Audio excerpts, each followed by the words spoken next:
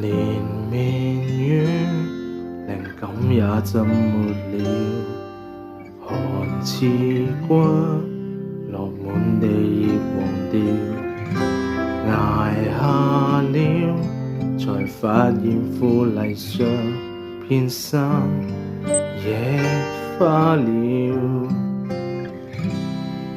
人大了，難得放肆地笑，才會懂煩惱盡量忘掉。而患病這刻，才發現極渺小，學會珍惜了。兒童有着兒童畏懼，成人都有成人唏噓，年年適應，年年老去，而智慧是沉着面對。誰老矣說故事如孩童瞌睡，可說艱苦的歷史怎會了無生趣。人群裏為人群顧慮，逃離總有逃離空虛。時而走近，時而遠去，誰散與聚，都歸於心裏。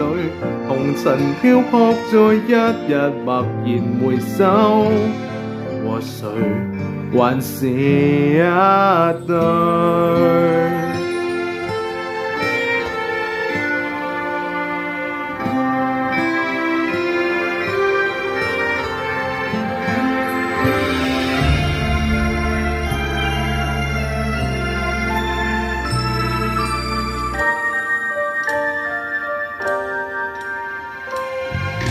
人大了，難得放肆地笑，才會懂煩惱盡量忘掉。而患病這刻，才發現極渺小，恨怨都不重要。兒童有着兒童畏懼，成人都有成人唏噓。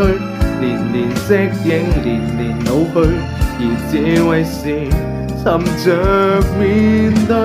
誰老矣說故事如孩童瞌睡，可說艱苦的歷史怎會了無生趣。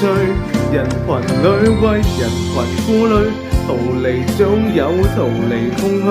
時而走近，時而遠去，誰散與聚，都歸於心裏。紅塵漂泊在一日，默然回首，和誰還是一對。